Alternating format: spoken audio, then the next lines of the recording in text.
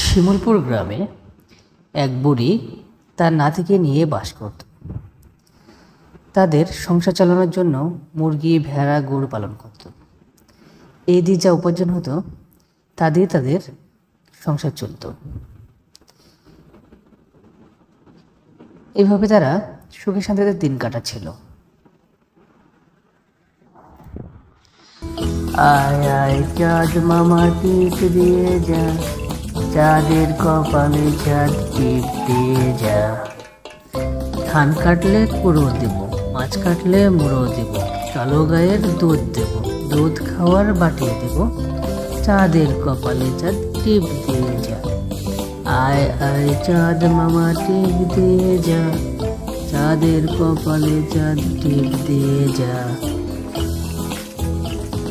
এভাবে তারা সুখে শান্তিতে বাস করছিল।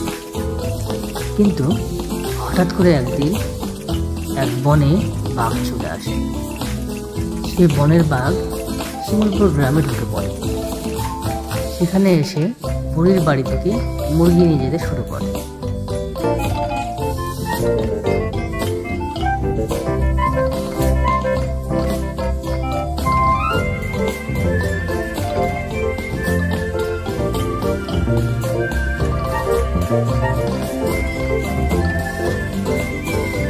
একদিন একটা মুরগি নিয়ে যায়, তারপর দুইটা মুরগি নিয়ে যায়।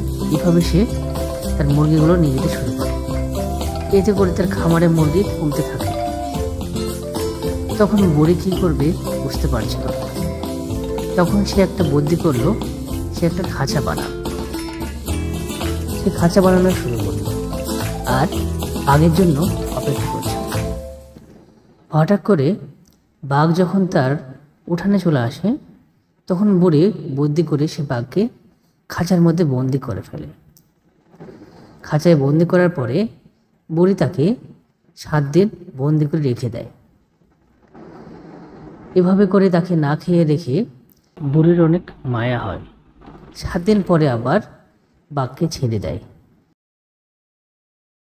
আর বাঘ মনের দুঃখে ক্ষুধার জ্বালায় সে বাড়ি ছেড়ে জঙ্গলের দিকে আবার পালিয়ে যায়।